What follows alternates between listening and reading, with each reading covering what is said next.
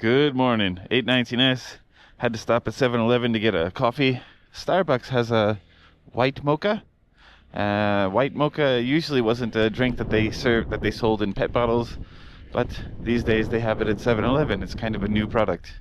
Tried it yesterday. It was delicious. So, gotta get one again.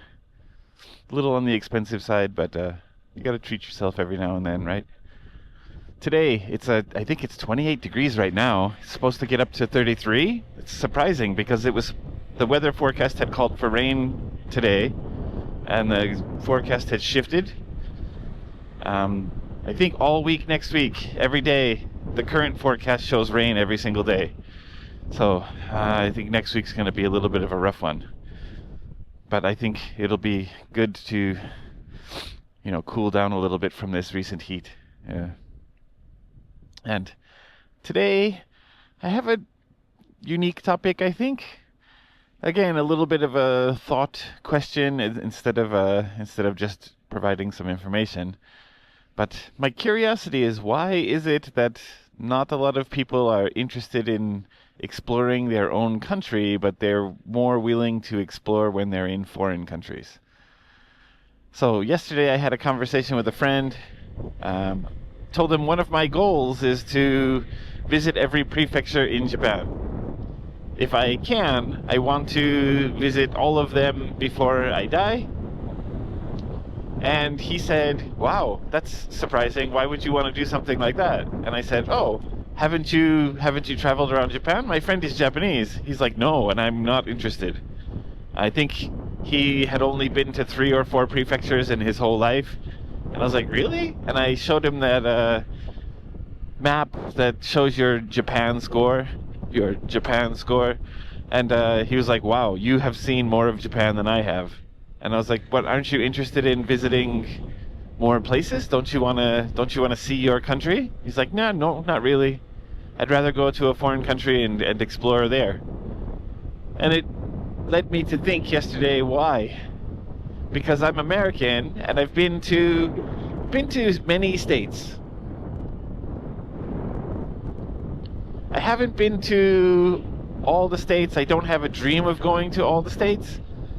Honestly, I wouldn't be against it. That's not how I feel. But it's not like a passion where I really want to go to Kentucky and I really want to go to, Tennessee or something like that. I think every place, just like Japan, has something unique and interesting about it. So I don't know exactly why visiting every prefecture in Japan is exciting to me, but visiting every state in the United States is not. I almost kind of think about it. Kentucky I've been to, actually. Tennessee I think I may have driven through. But like North Dakota or someplace where it's really out of the way of most things. There's not particularly a really big thing to see there, but I'm sure there's many really great places, many great things to visit. I think it's like going to Iwate or Aomori or something. It's countryside, it's rural. There may be some interesting sights there, but it's not like a big city like New York City or Los Angeles where there's so many things you can do, and it's a place where you can spend days and days and days exploring. I feel like, yeah, it's unique. Anyone have a take out there? Why is it that a lot of people, obviously this isn't true for everybody, but a lot of people are less interested in exploring their own country and more interested in exploring other countries? I think I have a few different ideas for it. And the first one is the feeling of being exotic, right? I am American. I grew up in America. I learned a lot of things about America. So America is not so exotic or exciting. It's a lot of things that I'm somewhat familiar with or I have heard of before.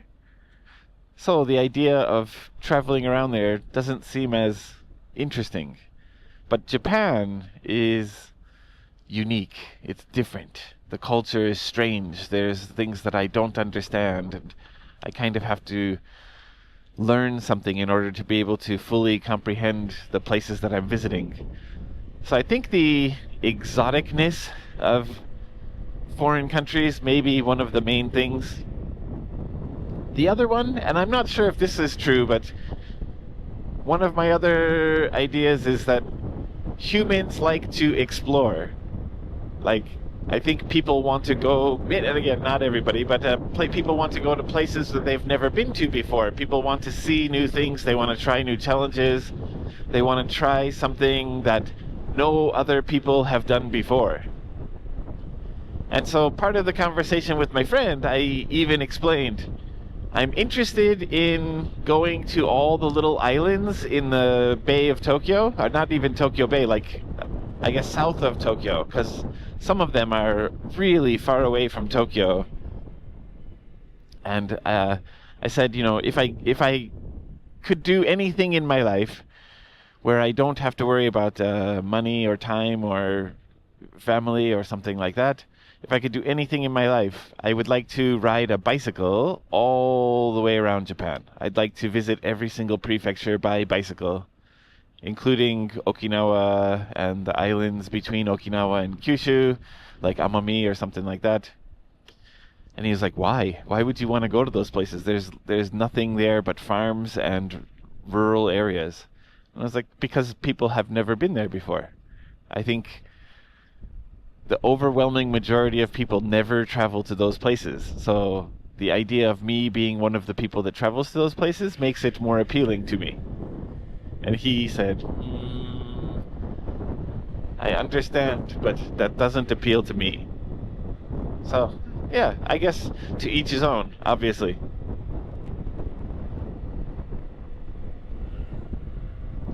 And I do want to visit those places. I actually qualified, if I do visit all the small islands, I think I'd rather go with a motorcycle. I would rather bring a motorcycle with me, because I think to get to some of those remote areas, it's kind of hilly or mountainous, and I think having a motorcycle would be a little bit easier.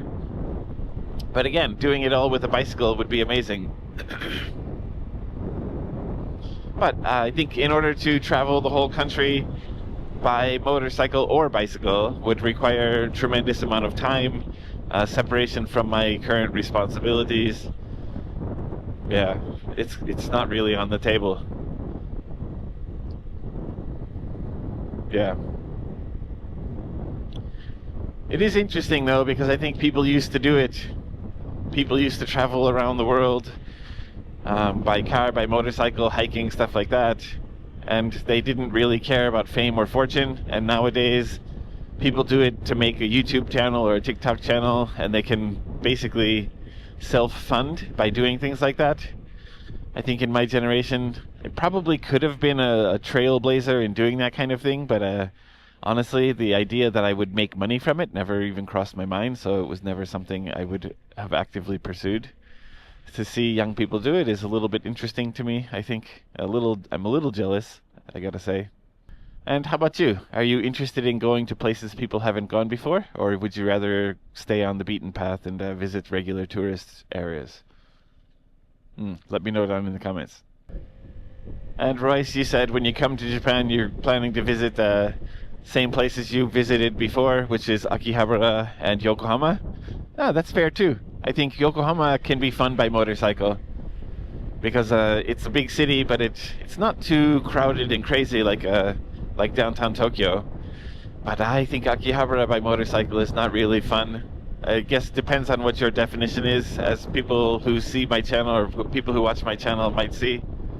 I'm more interested in countryside roads and small town roads, nature, stuff like that. Yokohama is a great place. There's so many things you could do there. Akihabara is amazing.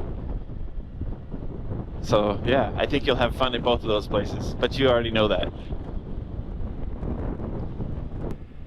There was one guy who did something amazing. He walked across Japan, and he walked across Japan because he wanted to walk, or he wanted to hike or climb all of the sacred mountains of Japan.